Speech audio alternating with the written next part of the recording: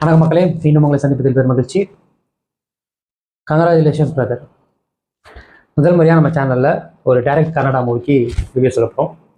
இன்னும் அந்த படம் இன்னும் ரிலீஸே இங்கே தமிழ்நாட்டில் ஆகலை. ஸோ அது மாதிரி ஒரு ரிலீஸ் ஆகாத படத்துக்கு நீ எதுக்கு எப்படி ரிவ்யூ கொடுக்குற, அதே மாதிரி அந்த படமே நீ பார்க்காம எப்படி ரிவ்யூ கொடுக்குற, இந்த மாதிரி கேள்வியெல்லாம் வரும். நேற்று ஈவினிங் நம்மளுக்கு ஒரு ஸ்பெஷல் இமேஜ் வந்திருந்தது இந்த படத்தோட ப்ரீமியருக்கு. கன்னடாவில் தான் நாங்கள் பார்த்தோம்.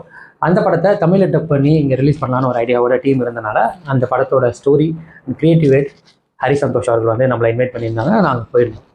அந்த படம் ரொம்ப நல்லா இருந்தனால தான் இந்த படம் நாங்கள் ரிவ்யூ சொல்கிறேன். ஸோ இது எதுவும் பெய்டு ப்ரொமோஷன் கிடையாது. இந்த படத்தோட கேஸ்ட் அண்ட் க்ரூ யாருன்னு பார்த்தீங்கன்னா ரஷித் நாக், சஞ்சனா தாஸ், அனுஷா, சேத்தன் துர்கா, சசிகுமார் மற்றும் ஏகப்பட்ட பேர் நடிச்சிருக்காங்க. இசை வந்துட்டு எம்பி துர்வா, சுராஜ் சாய்ஸ் பண்ணியிருக்காங்க. இந்த படத்தோட ஸ்டோரி நான் சொன்ன மாதிரி ஹரி சந்தோஷ். அண்ட் இந்த படத்தை டைரக்ட் பண்ணது பிரதாப் கந்தர்வா. இந்த படத்தோட ஒன்லைன் என்னன்னு பார்த்தீங்க அப்படின்னா ஒரு காம்ப்ளிகேட்டடாக லைன். ஸோ எப்போவுமே ஒரு பையன் 2 பொண்ணு விரும்புகிற ஸ்டோரி தான் நம்ம நிறைய பார்த்துருக்கோம். பட் முதல் முறையாக 2 பொண்ணு ஒருத்தனை கல்யாணம் பண்ணிக்கணும்னு ஆசைப்படுற ஒரு ஸ்டோரி தான். ஸோ அதுக்கான காரணம் என்ன, அதனையே அப்படி நினைக்கிறாங்க, இது நம்மளோட கல்ச்சருக்குலாம் யோசிக்கணும் அப்படிலாம் இல்லாமல் ஒரு ஜெனியூனான ஒரு ஃபினிஷோட இந்த படம் முடிஞ்சது. ஸோ நம்ம ஹீரோ வந்துட்டு ஒரு அம்மாவை இழந்துட்டு தவிக்கிற ஒரு கேரக்டர். ஆனால் ஒரு ஜாலியான ரொம்ப ஹேண்ட்ஸமான ஒரு பையன். ஸோ அவரோட ஆஃபீஸ்லேயே ஏகப்பட்ட ப்ரொபோசல்ஸ் வருது. பட் அப்படிப்பட்ட ஒருத்தர் அவங்க ஆஃபீஸில் புதுசாக ஜாயின் ஆக நம்ம ஹீரோயினை வந்து பார்த்து உடனே அவருக்கு பிடிச்சி போகுது. அதுக்கப்புறம் போக போக அவங்களோட கேருமே அம்மா கிட்ட மிஸ் பண்ண கேர் கிடைக்குது அப்படின்ற ஒரு தருணத்தில் அவங்க கிட்ட ரொம்ப க்ளோஸ் ஆகி ப்ரொப்போஸ் பண்ணணும்னு நினைக்கிறாரு. ப்ரொப்போஸும் பண்ணிடுறாரு. ப்ரொப்போஸ் பண்ணதுக்கப்புறம் ஹீரோயினும் இதை அக்செப்ட் பண்ணிக்கிற ஒரு சூழலில் அவங்க ஒரு கண்டிஷன் இருப்பாங்க. அது என்ன கண்டிஷன்னா, என்னோட க்ளோஸ் ஃப்ரெண்டும் நானும் சின்ன வயசுலேருந்தே ஒன்றாவே இருப்போம். ஸோ எங்களால் வேறு 2 பேரை கல்யாணம் பண்ணிட்டு தனித்தனியாக பிரிஞ்சு போக முடியாது. ஸோ அதனால எனக்கு நாங்கள் 2 பேரும் சேர்ந்து ஒருத்தர் கல்யாணம் பண்ணிக்கணும்னு நினைக்கிறோம் அப்படின்ற ஒரு தாட்டோட இந்த படம் நம்மக்கிட்ட வந்து சேருது. ஸோ அதுக்கப்புறம் ஹீரோ என்ன முடிவு எடுக்கிறாரு, இந்த படம் எப்படி பயணம் பண்ணுது, இந்த படம் எது மாதிரி ஒரு ஃபினிஷோட முடிய போகுது அப்படின்ற ஒரு பல சஸ்பென்ஸோட ஜாலியாகவும் எமோஷனலாகவும் இந்த படம் கொண்டு போச்சு. எனக்கு இந்த படத்தில் என்ன ரொம்ப பிடிச்சிருந்தது, இந்த படத்தோட ஸ்க்ரீன் பிளே. இது ஒரு காம்ப்ளிகேட்டடான ஒரு ஒன்லைன். இதை வந்து எப்படி வேணாலும் அவங்க சொல்ல முற்பட்டுருக்கலாம். கிளாமர் வச்சுருக்கலாம், வல்காரிட்டி வச்சுருக்கலாம், ஏஜ் ஜோக்ஸ் வச்சுருக்கலாம். எதுவுமே பண்ணலை. மோரோவர் பெங்களூரில் இந்த மாதிரி ஒரு லிவிங் லைஃப் ஸ்டைல் வந்துட்டு அங்கே காமன் தான். பட் அப்படி எதுவுமே பண்ணாமல் இப்போ உள்ள யங்ஸ்டர்ஸ்க்கும் பிடிக்கிற மாதிரியும் மற்றவங்க பார்க்கத்தாலும் முகம் பிடிக்காத மாதிரியும் நிறைய சீன்ஸ் வந்துட்டு ரொம்ப ஜென்யூனாக வச்சுருந்தாங்க. நிறைய இடங்கள்ல நம்மளை மீறி காமெடி ஒர்க் அவுட் ஆயிருந்தது. ஸோ எனக்கு இந்த ஸ்க்ரீன் பிளே ரொம்ப பிடிச்சிருந்தது. அதே மாதிரி ஃபர்ஸ்ட் ஆஃப் அவங்களை வந்துட்டு அவங்க இன்ட்ரோல் முடிச்ச விதம் வந்து செகண்ட் ஆஃப் எப்படியோ ஒரு அடல்ட் காமெடியாக இருக்கும் அப்படின்ற ஒரு விஷயத்தோட நீங்கள் கொண்டு போனீங்கன்னா செகண்ட் ஆஃப் உங்களுக்கு கம்ப்ளீட்டாக சர்ப்ரைஸ் பண்ணியிருப்பாங்க. பயங்கரமாக ஒரு ஜாலியாக செகண்ட் ஆஃப் ஸ்டார்ட் பண்ணி ஒரு எமோஷனலாக முடியும் போது நிஜமாவே இந்த படம் வந்து ஒர்த் அப்படின்றதால ஃபினிஷ் பண்ணிச்சு. இந்த படத்தோட ஸ்க்ரீன் பிளே எனக்கு ரொம்ப பிடிச்சது. அதுக்கடுத்து இந்த படத்தோட கேஸ்டிங் கிட்டத்தட்ட எல்லாருமே புதுசு தான், எல்லாருமே டெபியூ தான். நம்ம ஹீரோலாம் வந்துட்டு அவருக்கும் இது ரிவ்யூ தான். அது இல்லாமல் ஒரு லிரிக்ஸுமே இந்த படத்தில் பாடல்கள் எல்லாரும் லிரிக்ஸுமே வந்து ஹீரோ தான். ரொம்ப நல்லா நடிச்சிருந்தாரு. நம்ம ஊரில் வந்துட்டு இந்த இப்போ உள்ள ஜென்ரேஷன் ஆக்டர்ஸ் இருக்காங்க, ஹரிஷ் கல்யாண், கவின், இந்த மாதிரி ஒரு ஸ்டேஜில் உள்ள ஆக்டர்ஸ் எப்படி இருப்பாங்களோ அந்த மாதிரி தான் அவருக்கும் ஒரு டெபியூ மாதிரியே தெரியல. ரொம்ப நல்லா பெர்ஃபார்ம் பண்ணியிருந்தாரு. ஸோ உண்மையாகவே வந்துட்டு அவருக்கு ரொம்ப நாள் கழிச்சு ஆக்சுவலாக சின்ன சின்ன ரோல்ஸ் பண்ணிட்டு இருந்தார் கன்னடாவில். ஸோ அதுக்கு வந்து இது ரிவ்யூ ஒரு நல்ல ஒரு வெல்கமிங் டெபியூனே சொல்லலாம். சூப்பராக பண்ணியிருந்தாரு. அவர் எமோஷனை ஹேண்டில் பண்ணுறதுக்கு நல்லா இருந்தது.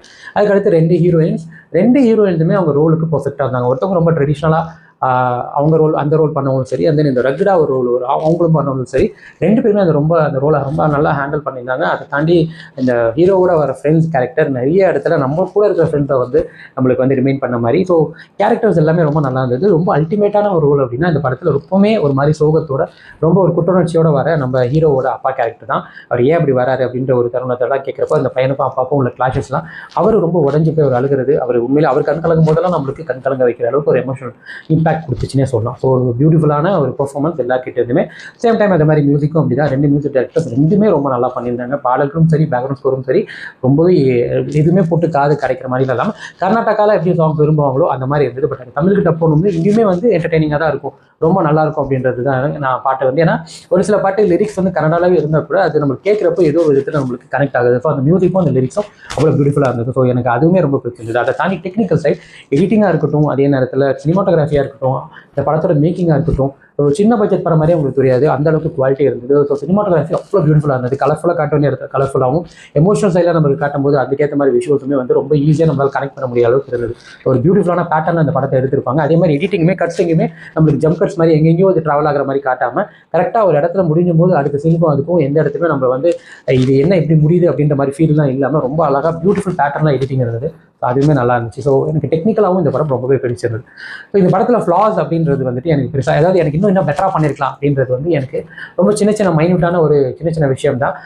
இப்போ உள்ள ஜென்ரேஷனுக்கு இந்த படம் எடுத்திருக்காங்க.